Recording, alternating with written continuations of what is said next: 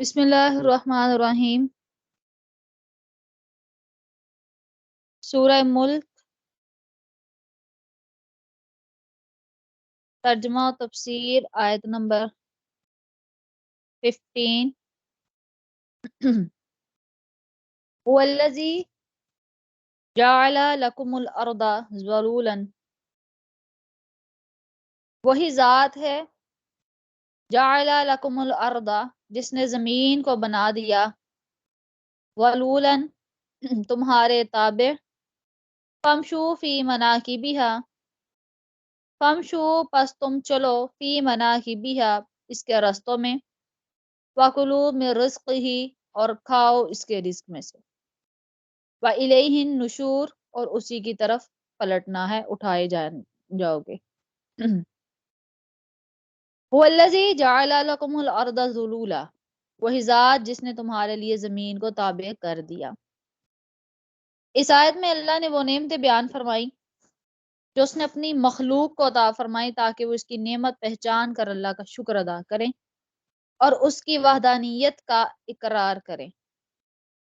چنانچہ آیت کا خلاصہ یہ ہے کہ اللہ کی ذات وہی ذات والا شان ہے جس نے زمین کو مناسب نرم فرما کر انسان کے تابع کر دیا۔ زمین کو اتنا نرم کر دیا کہ انسان جب اس میں کھدائی کرے تو زمین میں سے کنواں کھودے تاکہ اس میں سے پانی حاصل کر سکے۔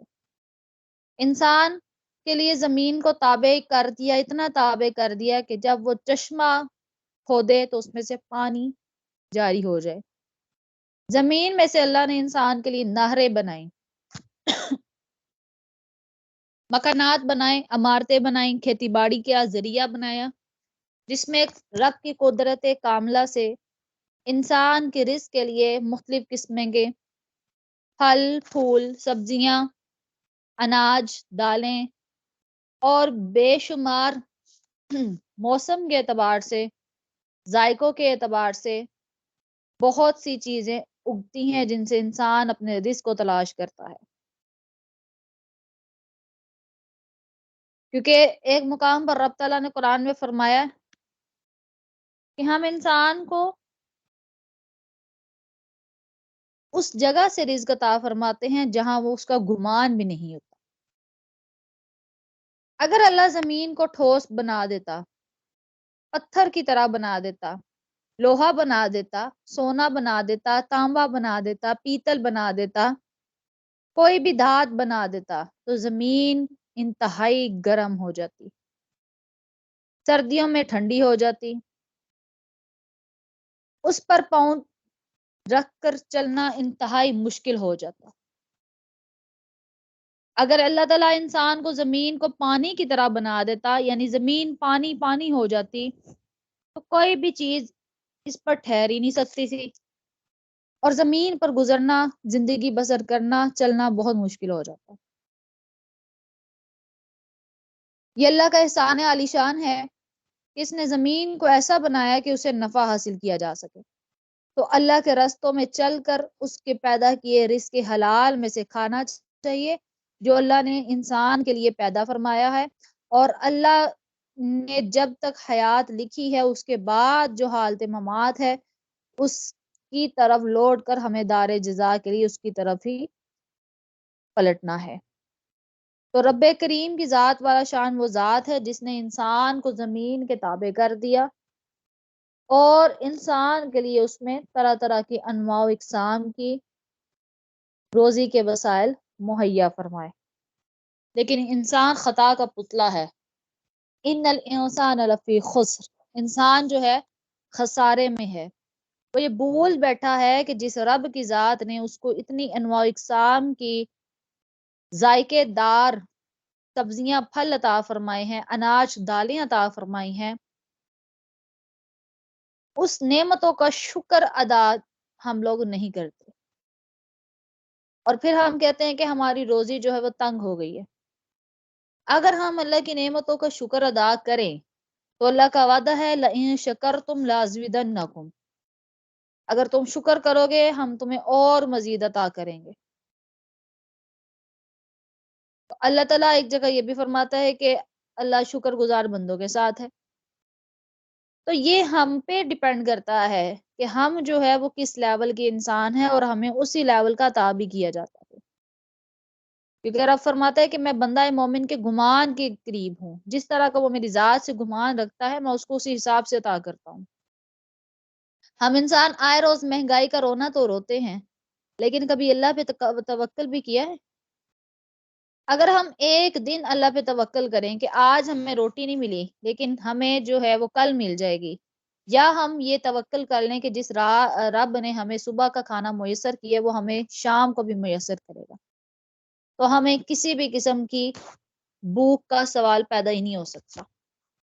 ایک واقعہ ضمن میں یاد آ رہا ہے، ایک بزرگ تھے، نام مجھے یاد نہیں ابھی آ رہا۔ ان کی جب شادی ہوئی، اس کا مفہوم اس طرح ہے کہ جب ان کی شادی ہوئی اور وہ جس ہستی سے ہوئی، جس لڑکی سے ہوئی، وہ بھی اللہ کی ولیہ تھی، تو اس کے توکل کا معیار جو قصہ تھا وہ زمانے میں مشہور تھا۔ تو جب اس کی شادی ہوئی، شادی کی پہلی رات ان دونوں میاں بیوی نے کھانا کھایا، روٹی کے خشک ٹکڑے تھے، اس کو پانی میں بھگو کر اس کو نرم کر کے کھائے اور اللہ کا شکر ادا کیا۔ اب شوہر نے کیا کیا کہ جو روٹی بچ گئی تھی اس کو سمیٹ کر اس میں مزید پانی یا شوربہ ڈال کر اس کو سائڈ پہ رکھ دیا کہ ہم جو ہے اس کو صبح کھا لیں گے۔ جب بیوی نے یہ دیکھا کہ اس نے اپنا رزق جو ہے بچا کر صبح کے لیے رکھ لیا ہے، تو اس نے شوہر سے کہا کہ مجھے طلاق چاہیے۔ انہوں نے کہا کہ خیریت کیا ہوا ہے؟ اس نے کہا کہ میں نے تو آپ کے توکل کے چرچے سنے ہیں، تو آپ نے یہ کیا کیا؟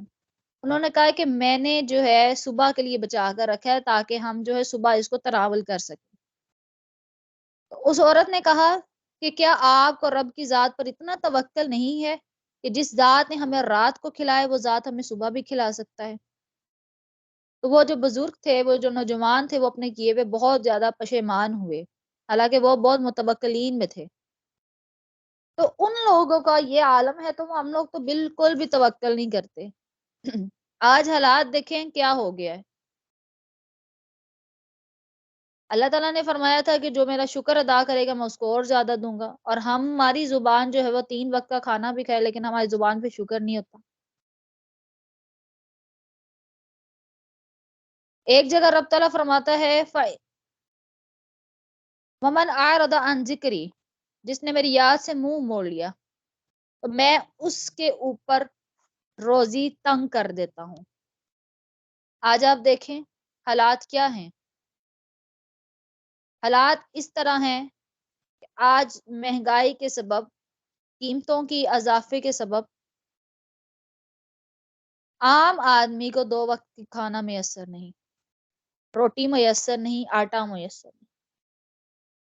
لوگ آٹے کے لیے ایک دوسرے سے گتھم گتھ ہیں۔ لوگ آٹے کی ایک بوری کے لیے جو شاید ہی کئی کلو پہ مشتمل ہو، اس کے لیے ایک دوسرے کو قتل کر رہے ہیں۔ بھوک کا عالم یہ ہے کہ ماں باپ بچوں کو زہر دے کر موت کے منہ میں پھینک رہے ہیں اور بعد میں خودکشی کر لیتے ہیں۔ عالم یہ ہے کہ انسان رب کی عبادت کو چھوڑ چکا ہے، اور پھر ہم کہتے ہیں کہ ہمارے گھروں میں مفلسی کے ڈیرے کیوں ہیں۔ تو جہاں رب کا ذکر آباد کیا جاتا ہے، نماز عبادات ادا کی جاتی ہیں، تو وہاں پر کبھی بھی اس قسم کا ڈر خوف رہتا ہی نہیں ہے، بلکہ وہ انسان جو اللہ کی راہ میں زیادہ دیتا ہے، چاہے اس کے پاس کچھ باقی بچے نہ بچے، تو رب تعالیٰ کی ذات اس کو کسی نہ کسی سبب سے اس کو ڈبل عطا فرما دیتی ہے، کیونکہ یہ رب تعالیٰ کا وعدہ ہے کہ جو میری راہ میں خرچ کرتا ہے میں اس کو دگنا عطا فرماتا ہوں۔ سورہ بقرہ میں صدقات کا جو مفہوم ہے وہ اس بات کو واضح کرتا ہے۔ تو اللہ تعالیٰ ہمیں اپنے متوکلین کی صف میں شمار فرمائے، اپنے شکر گزار بندوں میں ہمارا شمار فرمائے، ہماری زبان پر ناشکری کی بجائے اللہ تعالیٰ شکر کے کلمات عطا فرمائے، کہ جہاں پر اتنے لوگ بھوک سے نڈھال ہیں، اللہ تعالیٰ ہمیں جو ہے 3 وقت کی بجائے کئی وقت کا کھانا نصیب کر رہا ہے۔ تو اللہ تعالیٰ ہمارے حال پر رحم فرمائے، اور جو لوگ ہیں اللہ تعالیٰ ان کو عالم غیب میں سے غیبی مدد فرمائے، ان کے حال پر رحم فرمائے۔ آمین بجاہ النبیین۔